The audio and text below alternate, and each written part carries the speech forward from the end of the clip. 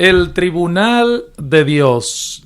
El tribunal de Dios, basado en el capítulo 7 del libro del profeta Daniel. Antes de leer el texto, en los versículos 9 al 12, específicamente del capítulo 7 de Daniel, permítame decir lo siguiente. En ese capítulo 7 de Daniel, Dios le muestra a este profeta una visión panorámica de los reinos humanos que habrían de tener preponderancia en la historia mundial a partir de entonces. Esos gobiernos están representados en la visión por 4 bestias de presa, mostrando de esa manera el carácter fiero de todos ellos. Ahora, ¿qué fue lo que Daniel vio en esta visión? Bueno, 4 imperios mundiales que se levantarían en sucesión uno detrás del otro.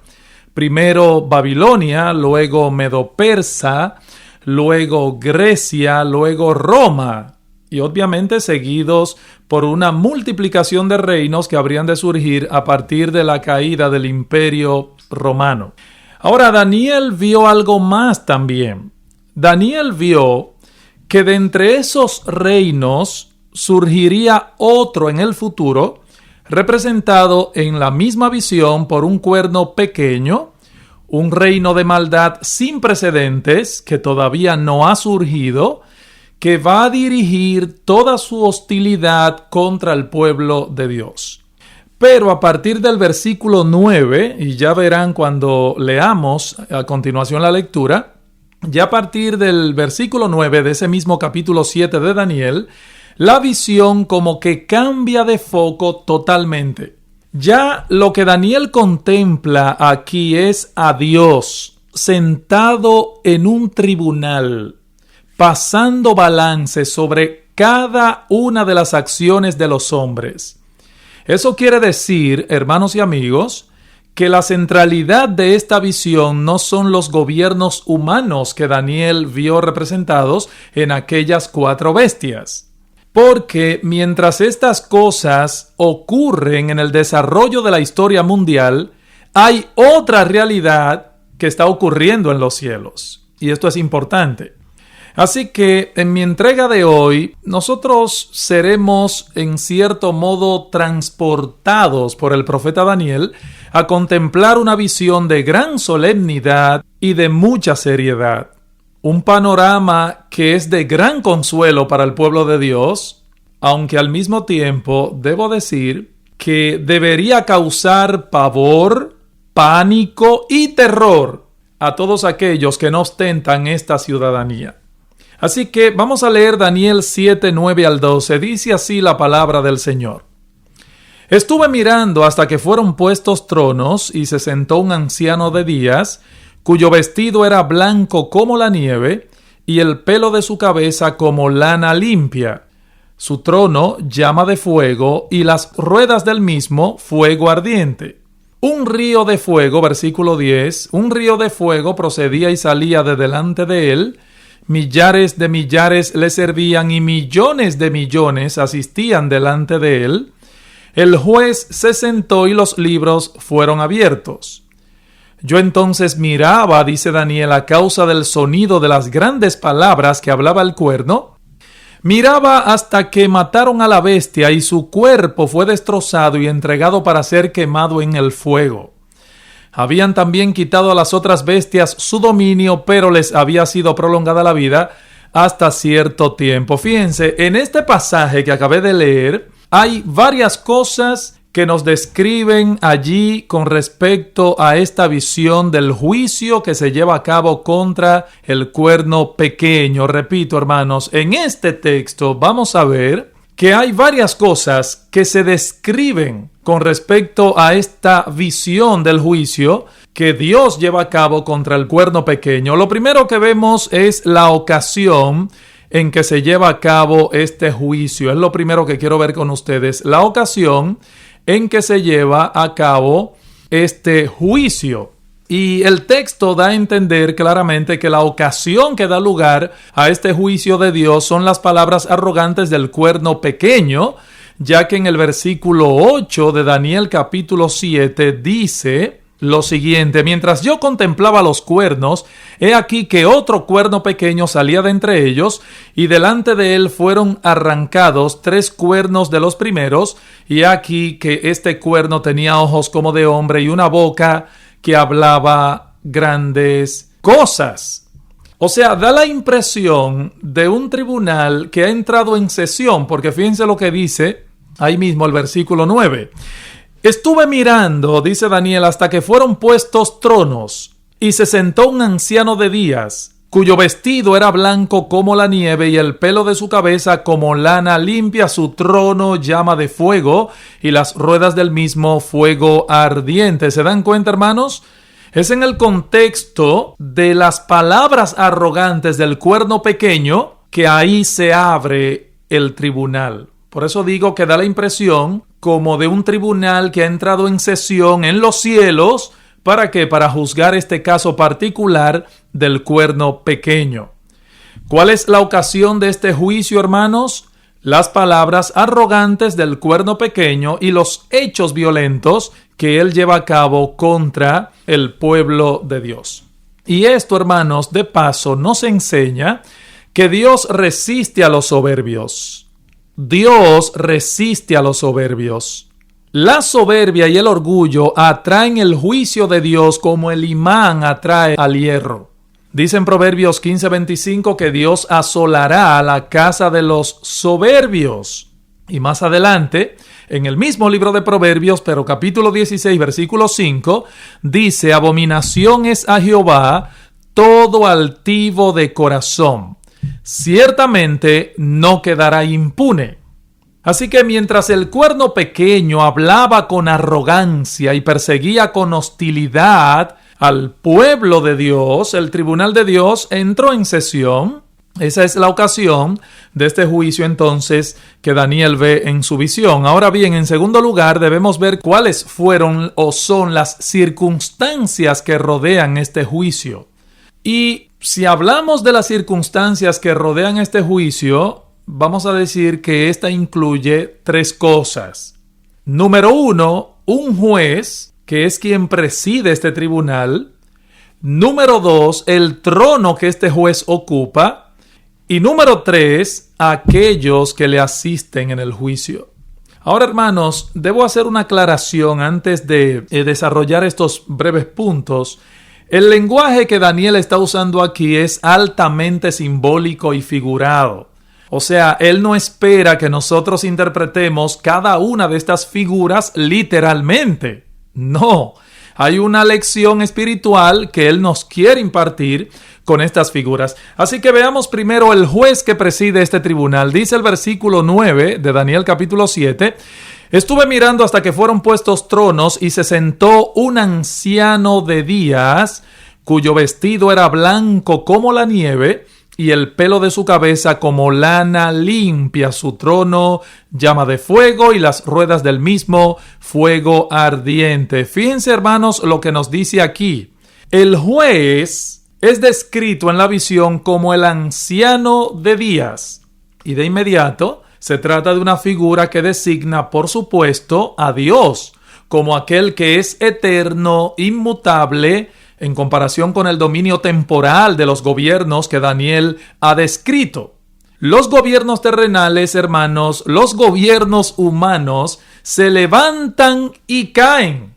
Sus glorias son pasajeras, lo mismo que su poder y su dominio. Babilonia tuvo sus días de esplendor, lo mismo que los medopersas, los griegos, los romanos. Pero esa gloria ha quedado enterrada en los libros de historia y en las paredes de los museos. Ya esos imperios pasaron. Ya nadie le teme a Hitler, ya nadie le teme a Trujillo, ya nadie le teme a Duvalier. Son personajes en las páginas de la historia, pero nuestro Dios sigue siendo el gran yo soy, el eterno, el inmutable, el siempre todopoderoso y glorioso Señor del cielo y de la tierra. De manera que esta figura del anciano de días nos habla de eternidad e inmutabilidad, pero parece también representar a Dios como aquel que es infinitamente sabio y digno de todo honor y reverencia. Miren, hermanos, amigos, nuestro Dios es el anciano de días. Él es aquel que es infinitamente sabio. ¿Saben que nuestro Dios es aquel que es digno de ser reverenciado con temor y temblor? Él es eterno. Él es el que existe por sí mismo desde el siglo y hasta el siglo, dice la palabra. Él es el anciano de días. Ahora, por otro lado, Daniel nos dice en el texto que este anciano de días estaba vestido con una ropa blanca como la nieve y que el pelo de su cabeza, dice el texto aquí, era como lana limpia. Y esto obviamente es una clara referencia a su justicia perfecta, su pureza moral y a su santidad. Siglos más tarde, Juan el apóstol, ustedes saben que tuvo una visión del Cristo glorificado, donde él describe en Apocalipsis 1:14 y dice que vio a Cristo y su cabello y su cabeza eran como blanca lana, como la nieve. Así que, hermanos, como los gobiernos humanos se caracterizan por la injusticia, por la corrupción, por la contaminación moral, nuestro Dios es justo, puro y veraz. Todo lo contrario a los gobiernos terrenales. Las sentencias emitidas en su tribunal no están viciadas. Allí cada cual recibirá lo que merece. Pero Daniel no solo describe al juez que preside este tribunal, sino también el trono que este juez ocupa. Observen lo que dice el versículo 9 otra vez. Estuve mirando hasta que fueron puestos tronos y se sentó un anciano de días cuyo vestido era blanco como la nieve y el pelo de su cabeza como lana limpia. Su trono llama de fuego y las ruedas del mismo fuego ardiente. Oigan, qué descripción. No es que el trono está hecho de fuego, hermanos, recuerden, por favor, es algo simbólico. Ahora es interesante notar que el fuego es un elemento clave en esta visión, porque en el versículo 10 de ese mismo capítulo 7 dice: un río de fuego procedía y salía de delante de él. ¿Se dan cuenta? Es clave esto del fuego en esta visión. ¿Y qué representa este fuego, pastor? Bueno, este fuego representa en la Biblia la ira de Dios, su justa indignación contra el pecado del hombre, el castigo que él aplica a todos aquellos que violen su ley. Como Moisés advierte, por ejemplo, allí en Deuteronomio capítulo 4, recuerden versículo 24, a los israelitas en contra de la idolatría, y de inmediato añade: porque Jehová tu Dios es fuego consumidor. Pero pastor, esa es la visión que se tiene de Dios en el Antiguo Testamento, pero ya en el Nuevo Testamento se presenta un Dios de amor y lleno de misericordia. No. El mismo Dios del Antiguo es el mismo Dios del Nuevo. De hecho, la misma expresión Dios es fuego consumidor se repite en el Nuevo Testamento en Hebreos 12:29, donde dice: nuestro Dios es fuego consumidor. Está muy claro, Dios no cambia. Sí, nuestro Dios es bueno y misericordioso, pero es también un Dios justo. ¿Y saben qué? Su justicia lo mueve necesariamente a castigar al transgresor. Tenemos que estar claros con esto. Algunos resisten la idea de un Dios que castiga al pecado. Eso como que no encaja en la imagen que tienen de un Dios lleno de amor y de misericordia, pero resulta que en Dios se conjugan ambas cosas, óigame, a la perfección. A la perfección. Se conjugan en Dios la misericordia, el amor, la ira y la justicia. Él es perfectamente bueno, Él es perfectamente justo, más aún su justicia es necesaria por causa de su bondad. Óiganme, hermanos y amigos, si Dios no fuera justo, tampoco fuera bueno. Una pregunta: ¿cómo nos sentiríamos nosotros cuando las autoridades actúen con indiferencia ante los malhechores? De hecho, ¿cómo nos sentimos nosotros cuando las autoridades actúan así, con indiferencia ante los malhechores? ¿O cómo nos sentimos cuando nuestros derechos son violados y no tenemos dónde reclamar porque no hay quien aplique las leyes, porque no hay quien haga justicia? ¿Cómo nos sentimos nosotros? Nuestros jueces no son buenos cuando liberan al culpable, sino cuando los condenan. Bueno, pues del mismo modo nuestro Dios es bueno, entre otras cosas, porque su trono se sustenta en la justicia y su justicia lo lleva necesariamente a castigar al culpable. Claro, cuando la Biblia habla de la ira de Dios, no se refiere a una rabia ciega, movida por una reacción pecaminosa, sino más bien al repudio santo de Dios contra el pecado y al justo castigo que aplica a todos aquellos que violan su ley y rehúsan arrepentirse. ¿De qué vale, por ejemplo, que nuestros legisladores legislen si no hay jueces que apliquen la ley? ¿De qué vale que, por ejemplo, en países como República Dominicana o Latinoamérica haya un código penal si los culpables son absueltos? ¿De qué vale que en nuestros países hayan tribunales y los jueces pueden ser comprados? ¿De qué vale? No, hermanos, no, mis amigos, nuestros jueces no son buenos cuando liberan al malhechor. Nuestros jueces son buenos cuando los condenan. ¿Y saben qué? Nuestro Dios es bueno y por eso es justo. Su trono, dice aquí este texto en Daniel 7, es un trono de fuego y dice Daniel que de allí procede un río de fuego de delante de él. Hay un elemento más en este trono que no debemos pasar por alto, y es cuando Daniel nos dice en su descripción que este trono tenía ruedas y que eran también de fuego ardiente. Pero eso lo veremos, si Dios quiere, en nuestra próxima entrega. Que el Señor les bendiga ricamente.